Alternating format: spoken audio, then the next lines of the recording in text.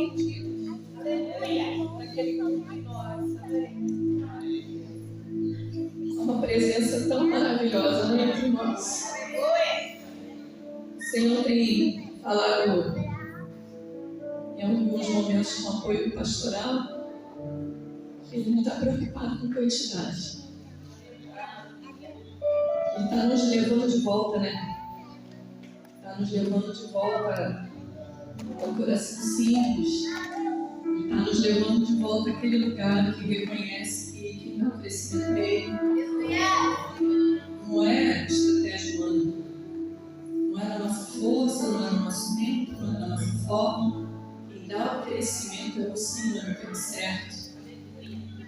Mas o derramar do Espírito é sobre aqueles que têm sede de fome. Então pode ser um sedento, pode ser uma mulher que está no poço, a vida toda quebrada, mas a graça foi o encontro daquela mulher. A graça nos alcançou, irmãos. Nós somos completamente dependentes dessa graça. Glória a Deus. Então não importa se são 2, se são 20, se são 30, importa é que nós estamos reunidos com sede e fome da presença do Senhor. Amém? E nessa noite nós vamos refletir algumas coisas, porque a obra que o Senhor já começou a fazer neste lugar precisa de algum entendimento da igreja. Nós temos separado quarta-feira para um tempo de oração e tem sido tão tremendo nas nossas vidas, esse tempo de clamor. Tantas coisas a gente tem vivenciado através desse tempo de clamor. E hoje nós vamos falar sobre a oração intercessória. Não sei quantos já leram o livro, tem muita coisa aqui que eu li nesse livro que chama exatamente isso, oração intercessória. E o que o Senhor começou a gerar no meu coração? Que o evangelismo pequeno no nosso coração sobre este país, sobre essa cidade, o crescimento que queima nos nossos corações sobre a nossa igreja, tudo aquilo que Deus já gerou no coração dos nossos pastores, da família pastoral. Porque Deus, quando Ele nos dá uma nova terra, Ele não nos leva de qualquer forma, Ele nos leva como propósito. Nós somos homens e mulheres que estamos sendo trabalhados e amadurecidos no Espírito Santo de Deus, com discernimento espiritual, porque a palavra de Deus fala sobre isso, que homens e mulheres espirituais discernem coisas espirituais. Então, essa movimentação dos nossos pastores saírem do jardim vir para cá, o pastor Marcos ir para Macaé, não foi isso, não foi desejo de homens, foi o Senhor soberano sobre todas as coisas. Eu não sei quantos já tiveram essa experiência. Eu sou lá de Petrópolis, numa ilha de Volta Redonda. Aprove o Senhor que em 95 eu viesse morar em Cabo Frio. Eu amo essa cidade, como se eu tivesse nascido aqui. Existe um propósito, existe uma missão territorial. O Senhor não nos muda de lugar sem propósito. Desde que você esteja em aliança com o Senhor, né? Não seja na sua força, não seja debaixo de rebelião, de mágoa, de mimimi, né? E o pastor, se não me engano, foi pastor Cid, não sei se foi pastor Cid ou pastor Soraya, mas declarou uma palavra aqui e é exatamente isso faz muito sentido, né? Quem não quer ser mudado, transformado, muda de igreja. Porque, irmão, ser mudado, ser transformado, ser aperfeiçoado pelo Espírito Santo, dói. Incomoda. E está num lugar de cômodo, dá vontade de sair correndo, melhor sair, incomodado. Mas é um cômodo que faz crescer. Amém? Então nós escolhemos permanecer, você escolheu permanecer, eu escolhi permanecer, e o Senhor está cumprindo os propósitos dele. Então nós vamos refletir um pouquinho sobre o poder da oração, porque nós vamos, junto com o Ministério de Intercessão, apoio pastoral, começar a fazer os trabalhos de oração para que a igreja comece a fazer o evangelismo, porque a gente não tem como de qualquer forma. Então a gente precisa ter um entendimento, né, e uma ativação. Eu fiquei pensando nessa palavra, o Espírito Santo falou comigo hoje o dia inteiro sobre essa palavra. Ativação. Mas eu não sei, eu não entendo muito de eletricidade, os homens aí têm mais conhecimento, mas eu fiquei pensando que a gente pode ter uma lâmpada aqui, né? Fio, tudo bonitinho. Mas se você não ativar o interruptor lá, ela não vai acender. Então eu posso estar aqui na igreja, eu posso ter um ministério, eu posso ter uma aparência, mas se não tiver uma ativação do Espírito Santo me ligando, me ativando para eu fazer algo, eu não vou sair do carro. Eu posso até ter um desejo, né? Ter aparência de lâmpada, mas se não vier ativação, não acontece. E a oração é exatamente isso, ela ativa algo que precisa se cumprir. Então, nessa noite, nós vamos ser ativados no tempo de intercessão.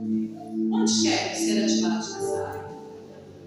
Nós vamos ser ativados nessa noite. Eu tenho aprendido, irmãos, que ninguém nasce herói de oração.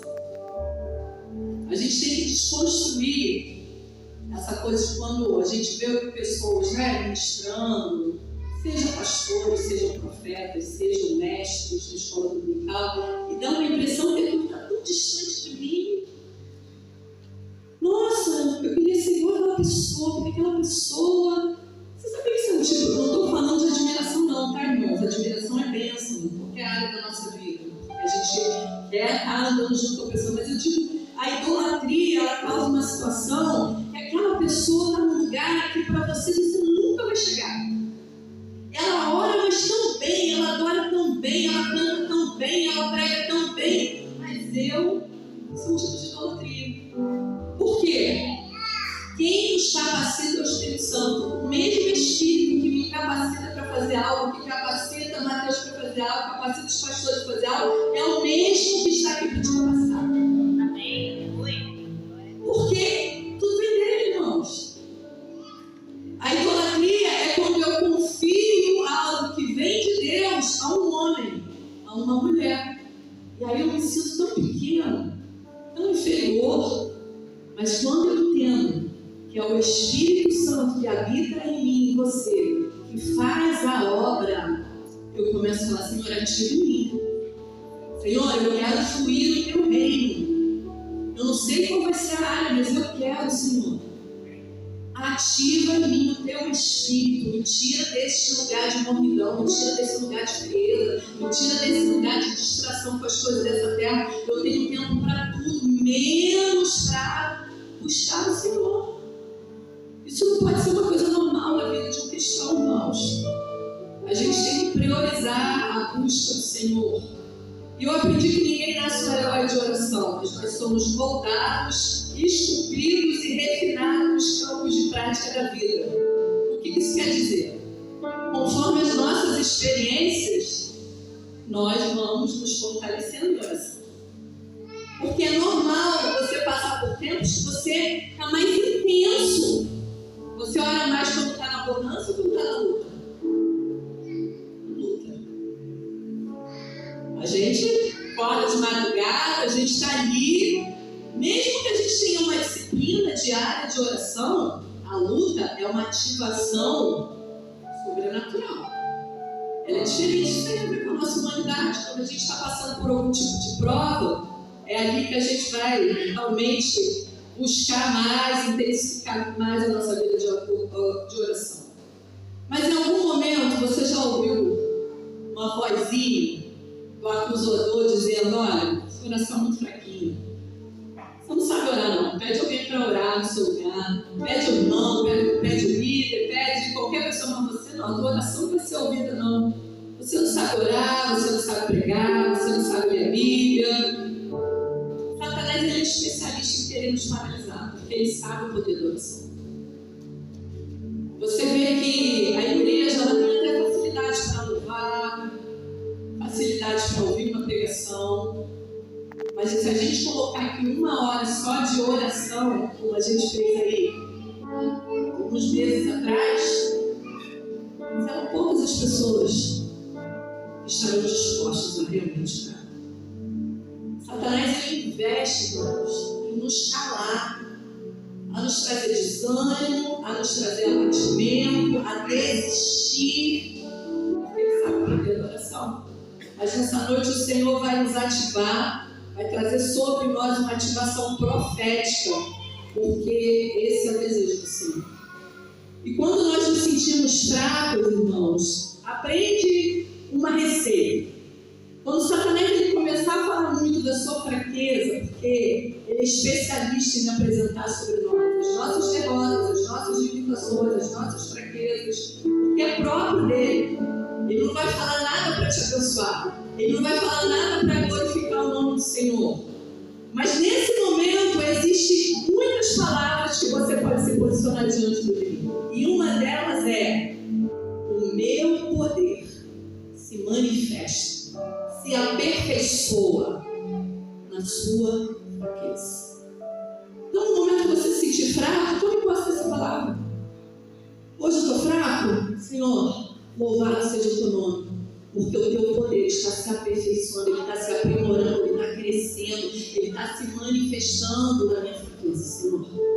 Você vê que Deus tremendo, até quando eu sou fraco, o poder dele está sobre mim.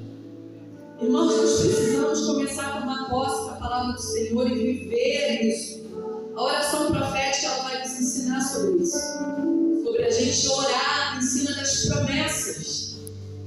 Nós temos muito conhecimento bíblico, mas muitas vezes nós vamos orar e esquecemos de declarar as promessas. Mas são as promessas que vão se cumprir sobre nós, que vai se cumprir sobre a nossa geração. Então, por mais que você tenha hábito de orar com as suas palavras, é importante que em algum momento você também declare: Senhor, está escrito, Senhor, conforme a tua palavra. Porque isso traz a autoridade do céu na terra. A palavra do Senhor, ela não volta vazia, ela não te faz aquilo que lhe apraz, aquilo que lhe agrada, aquilo que está no coração dele. E nós vamos assim entender que a nossa capacitação para sermos intercessores, talvez você fale assim: nossa, eu acho que eu nunca vou fazer parte lá da intercessão. Quem sou eu para fazer parte da intercessão? Você vê as pessoas de intercessão como gigantes, né? Espirituais. Irmãos, a palavra de Deus diz que todos foram capacitados pelo Espírito Santo de Deus. E o Espírito Santo de Deus, ele está habitando em mim e você. E aí eu queria que você abrisse, nós vamos abrir algumas passagens, porque vai ser uma pregação de ativação profética sobre nós, lá em João 14, para que você entenda a parte que nos cabe. Em todo tempo, irmãos, a parte que nos cabe é buscar o Espírito Santo. Essa é a nossa parte. João 14, a gente vai ler a partir do 16, e diz assim: a missão do Consolador. Tenho-vos dito essas coisas para que não vos escandalizeis. Ele vos expulsarão das sinagogas, mas vem a hora. Verdade. Capítulo 14, 16 ao 27. E eu rogarei ao Pai, e Ele vos dará outro Consolador, a fim de que esteja para sempre convosco. O Espírito da verdade, que o mundo não pode receber, porque não vê e nem o conhece.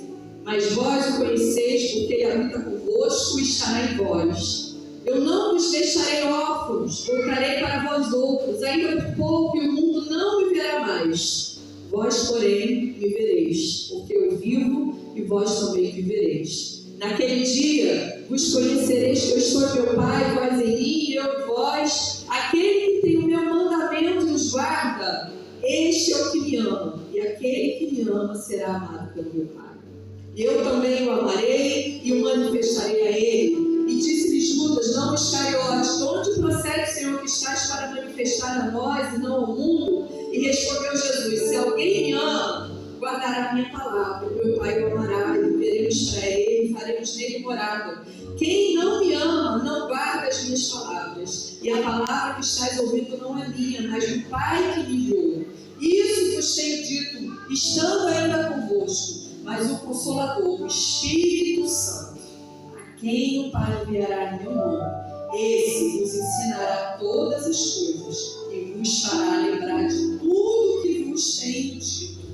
Desde que vos a paz, a minha paz vos dou, não vou lá como da mundo, não se turbe o vosso coração e nem se atemorize. Até aqui. Irmãos, aqui Jesus está nos ensinando algo. Ele está dizendo que ele ia subir aos céus, mas ele enviaria o Espírito Consolador. E ele nos capacitaria para todas as coisas, ele nos lembraria de todas as coisas. Então, a principal característica de um intercessor é um homem e uma mulher que pratica a palavra do Senhor. Ele não só fala, mas ele vive aquilo que ele prega.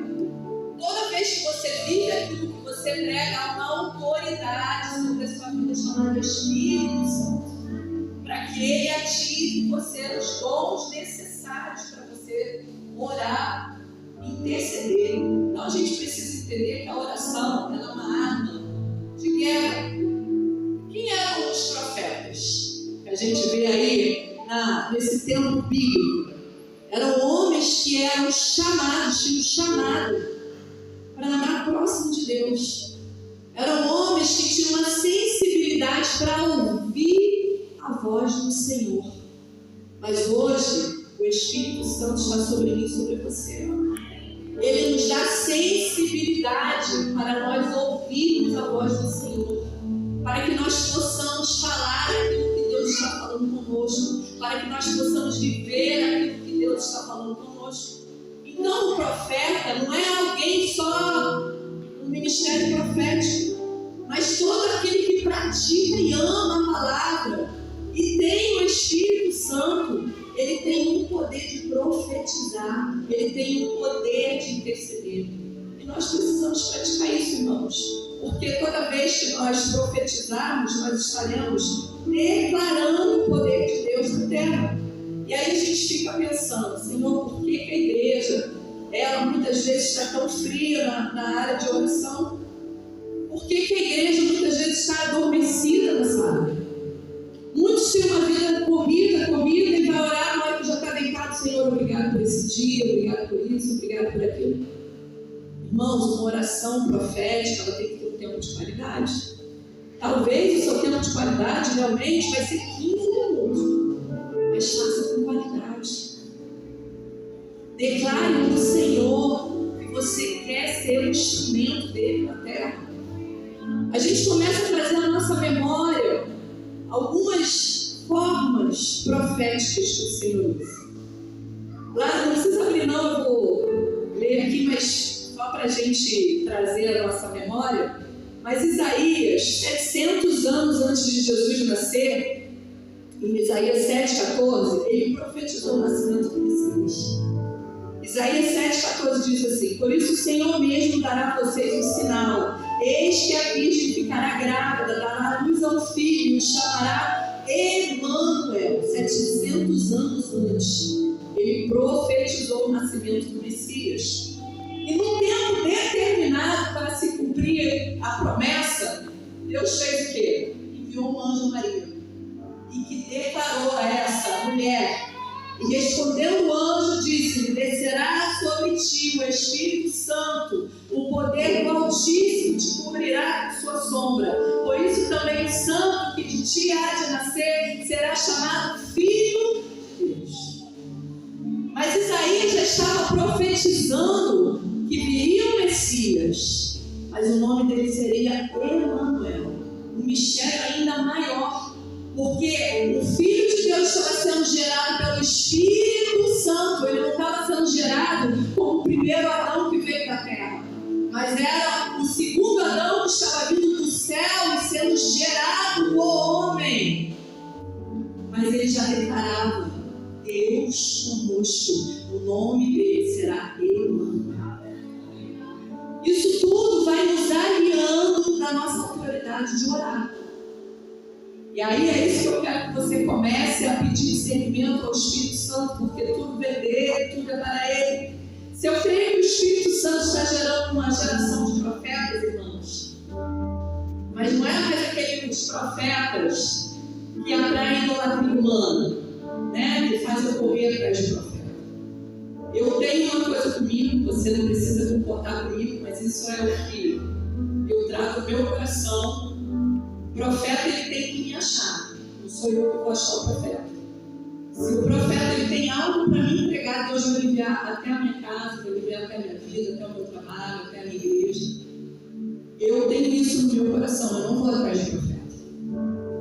Porque o que eu vejo na palavra de Deus são os profetas sendo enviados aos reis, sendo enviados às nações. Então o profeta, ele tem algo para te entregar, ele vai te achar. Esse é o que tem no meu coração. Mas eu creio numa geração de profetas que vão manifestar o reino dos céus na terra, que vão preparar o caminho. E aí a palavra de Deus vai nos falar que nos últimos dias primeiro virá quem? Elias, que significa um grande profeta, de manifestações sobrenaturais. E Jesus, quando começa a falar acerca dessa palavra, ele fala que se cumpriu o João Batista, porque havia o espírito de Elias sobre João Batista, porque estava preparando o caminho do Messias. E uma voz que denunciava o pecado. Mas é interessante, irmãos, o quanto que a palavra de Deus ela é encaixada. Porque Elias vai falar de uma geração que vai ter ousadia, uma geração profética sobre a terra que vai preparar o caminho para a volta de Jesus. E nós precisamos entender o que eu tenho a ver com isso, qual é a minha responsabilidade nisso, porque existe uma responsabilidade sobre isso para você. A gente não pode continuar tendo orações egoístas voltadas só para a minha casa, só para a minha vida financeira, só para os meus sonhos, só para isso, só para aquilo. Nós somos embaixadores do céu. O embaixador é aquele que representa uma nação. Um embaixador, quando ele chega num lugar, ele está como se chegando uma nação diante daquele lugar. E nós somos embaixadores do céu, amém? Então existe uma responsabilidade sobre nós como igreja de manifestar os céus na terra. Isso tem que trazer em você o que traz em mim. Eu fico ansiosa. Eu sou extremamente ansiosa para viver aquilo que Deus já prometeu. Eu quero ver esse bairro vendido aos pés de Deus. Eu quero ver os cegos enxergando, eu quero ver os paralíticos andando. E é interessante que esses dias, quando eu estava orando acerca dessa palavra, que é uma palavra que arde no meu coração, eu falei, Senhor, eu quero viver, eu quero fazer parte dessa geração, porque o Senhor não mudou.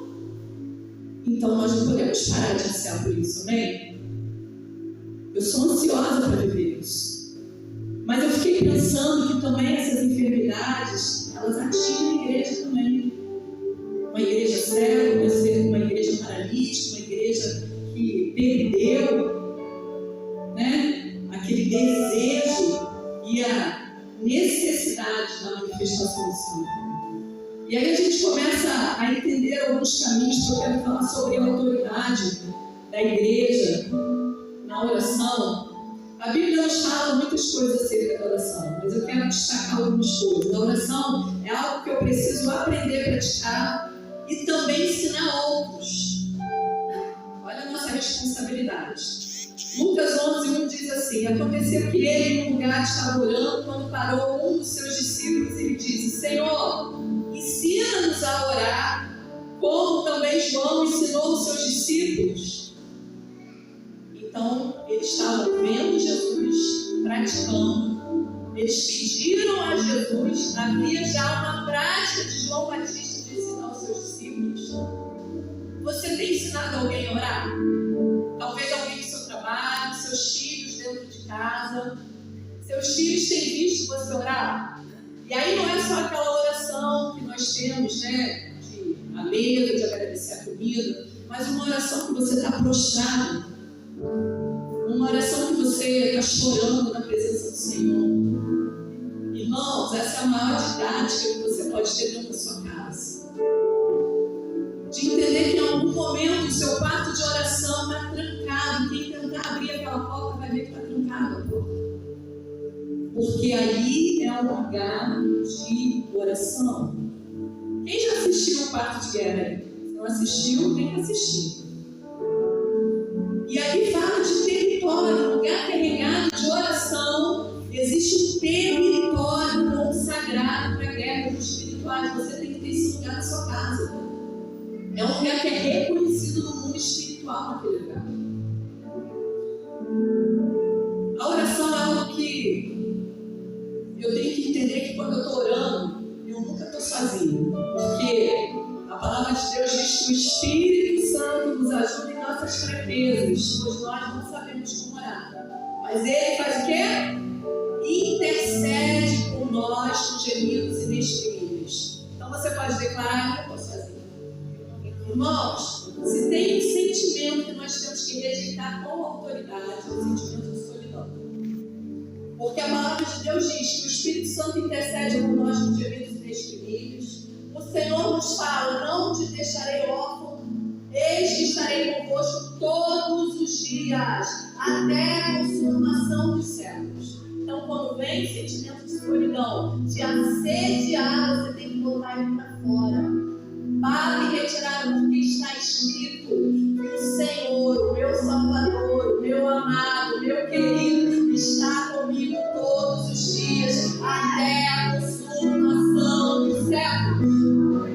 Mas se nós não cremos nessa palavra, como nós vamos declarar? E se nós não cremos, como nós vamos declarar e como nós vamos ter vitória? Então tudo tem um princípio.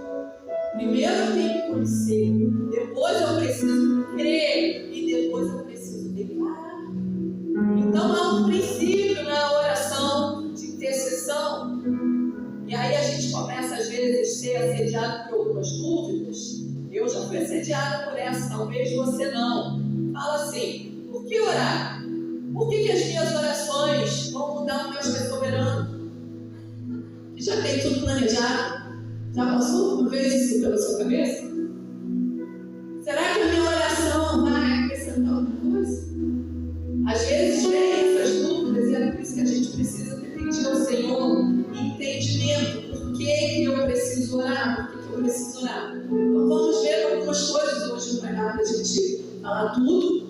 Estou aqui correndo para tentar falar tudo aquilo que Deus preparou para a gente.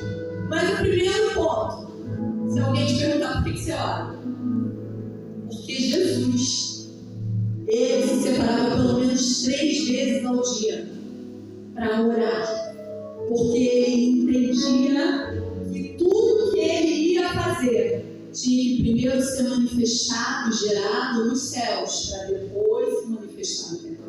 Então, a oração, o primeiro ponto é esse. A oração, ela significa algo que você primeiro está gerando na região celeste, para depois acontecer na terra. Então, o primeiro entendimento que a gente tem é esse: Jesus nos ensinou a orar. Então, se Jesus, sendo Jesus, orava, quem sou eu para não ter uma vida de disciplina de oração?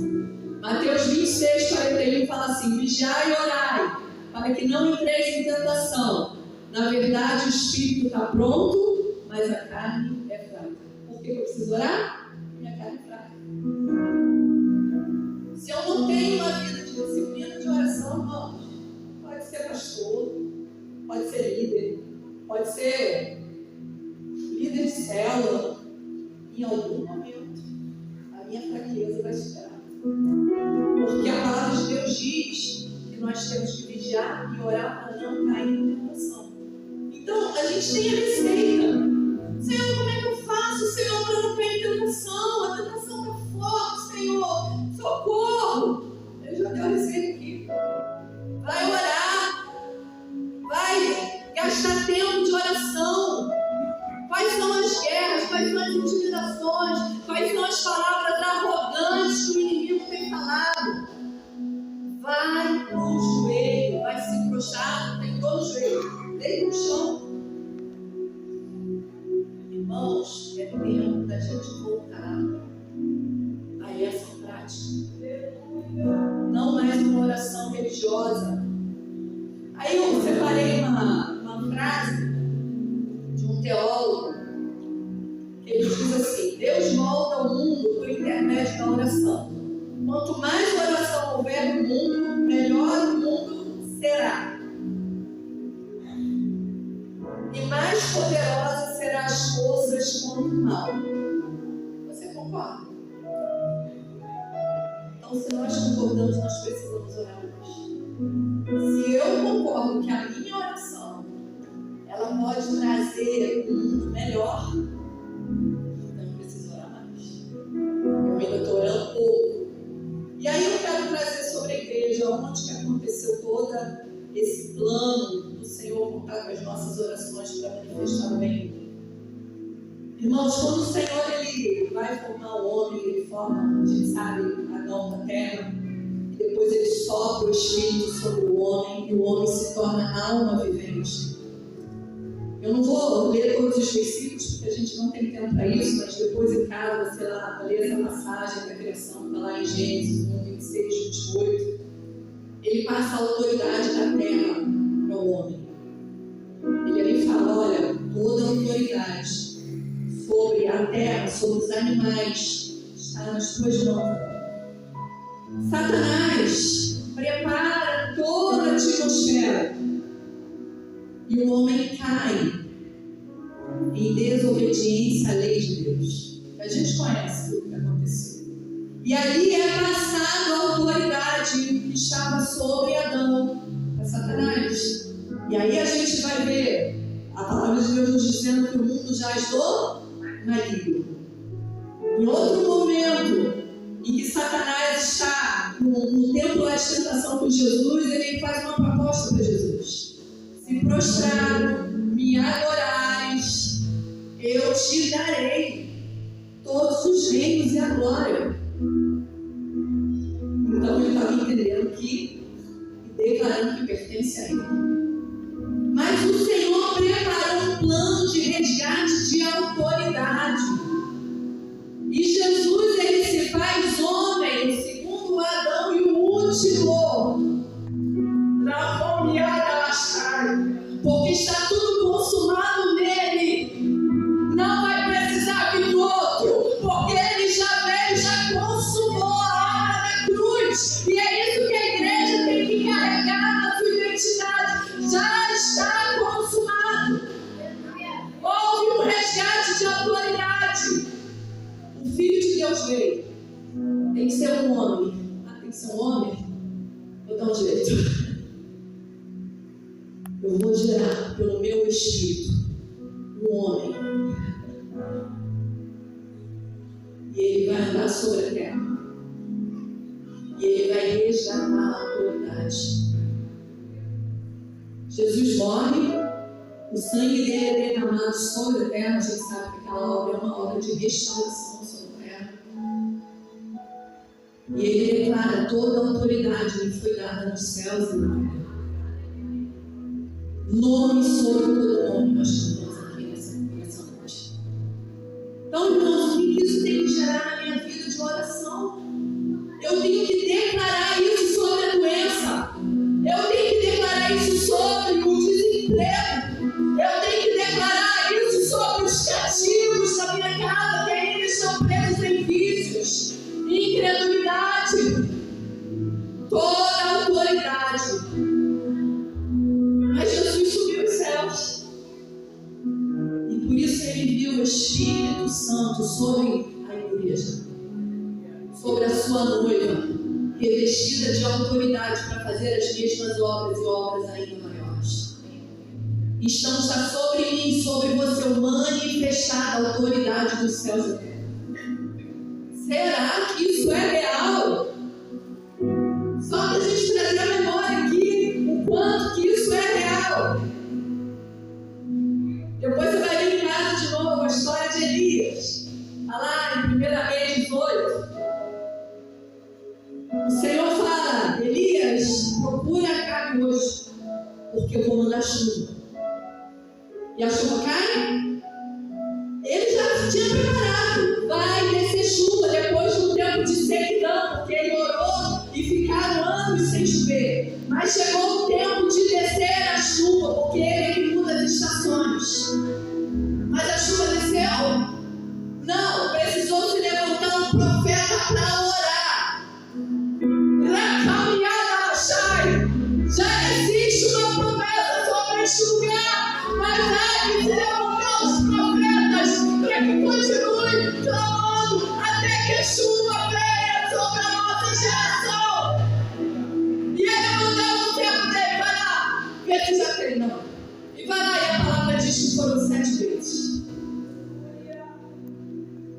que o servo diz: tem uma nuvem. Viu, pastores? Uma nuvem pequena, poucos, mas vai chover. Não preciso. O que precisa é estar caminhando com aquilo que Deus já prometeu. O que precisamos, irmãos, é termos um coração fiel assim. E a chuva veio. Uma nuvem do tamanho. Acho que eu nunca vi uma nuvem do tamanho na mão de um homem. Talvez a gente não esteja ainda enxergando aquilo que o Senhor já está fazendo. E Tiago, ele vai falar sobre mim e você, Tiago 5, 17, 18. Elias era um homem sujeito às mesmas paixões. Mas orando, pediu que não chovesse. Por 3 anos e 6 meses não choveu sobre a terra. E orou outra vez, e o céu deu chuva, e a terra produziu seu fruto. Então, por isso que o Espírito de Elias, ele vai vir antes do grande dia. Uma geração profética que está entendendo a autoridade do Senhor sobre a igreja. Irmãos, vamos começar a colocar em prática essa oração intercessória profética. Você entendeu que Jesus já resgatou essa autoridade sobre mim, sobre você, sobre a igreja. As portas do inferno não prevalecerão contra a igreja do Senhor. Seja ousado em todas as coisas. Eu quero terminar falando, o pastor, hoje quando orou aqui, veio na minha memória tantos testemunhos da fidelidade do Senhor. Irmãos, a fidelidade do Senhor nos constrange. Nos constrange. E eu fiquei lembrando de tantas situações que Deus já nos permitiu viver. E antes que eu conte esse testemunho para a gente finalizar e levantar um clamor aqui nessa noite, eu quero falar um termo em hebraico que eu achei muito tremendo, que a palavra intercessão em hebraico significa paga. E essa palavra quer dizer encontro. E aí quando eu fui pesquisar sobre isso, sobre esse sentido, porque o hebraico ele tem essa capacidade, né, que parece que é uma palavra que você vai na palavra e ela faz assim. Ela é muito cheia de desdobramento, né? É realmente algo de Deus, assim. E ele falava aqui, o que quer dizer esse encontro? A intercessão é um homem que vai se encontrar com Deus para se colocar diante de Deus, mas ao mesmo tempo ele vai também se encontrar com o inimigo para ir ter um encontro. Entende? Uma coisa é você ir se encontrar diante do Senhor, outra coisa é você ir de encontro para resistir o ataque do inimigo. Eu falei, meu Deus, isso é intercessão. Eu acho que agora eu entendi isso, Belê. Porque a gente já ouviu tantas coisas. É de se colocar no lugar do outro, é se apresentar no lugar do outro, é isso, aquilo, outro. Mas esse do encontro mexeu comigo. Eu vou me encontrar com o Senhor que pode todas as coisas. Eu vou me apresentar com o advogado que vai interceder, o juiz que vai julgar essa causa, vai se levantar em meu favor. Mas ao mesmo tempo, eu vou de encontro ao inferno. Essa palavra, as portas do inferno não prevalecerão contra a igreja do Senhor. Não é uma palavra de defesa, é uma palavra de ataque, de avanço. Para caminhar na cheia, e é a palavra que nós vamos avançar. É no poder da palavra. O Senhor me revestiu. O Espírito do Senhor, o Espírito do Senhor está sobre mim. E me deu a autoridade para libertar os cativos. Entende, irmãos? Então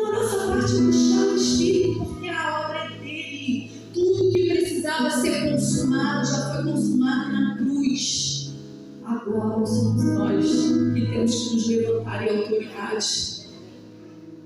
Então nós entendemos que a nossa intercessão, ela muda estações. A nossa intercessão tem autoridade para trazer céu na terra. Então, quando você ouvir aí a convocação do Ministério de Intercessão, do Ministério Pastoral, porque nós vamos começar pelo tempo de jejum e de oração, para que a gente comece a evangelizar o bairro. Você se apresente, você entenda que a sua oração, ela faz falta. Amém? Então, eu quero rapidamente, a gente já viveu algumas experiências já em casa sobrenaturais. Lógico que a que mais me marca foi realmente o Senhor me tirar de uma posição de esterilidade, me dar meus filhos. Foi sobrenatural, uma experiência tremenda que eu tive. Mas isso eu acho que já contei, já compartilhei com os irmãos algumas vezes. Mas nessa noite, quando o pastor orou sobre profissão, eu lembrei de algo sobrenatural. Eu e meu esposo, nós viemos para cá, somos fisioterapeutas, e trabalhávamos em algumas clínicas, eram 2 pessoas, vamos dizer assim, sem vínculos empregatícios, né? E em determinado momento a gente abriu, a gente não conhecia ninguém em Cabo Frio, né? Família, nem nada, a gente sabe que a área médica naquele tempo, então, em 1995, né? Era mais fechada ainda. Mas o Senhor, Ele foi abrindo todos, irmãos, tudo Ele foi abrindo. É algo que me constrange no Senhor.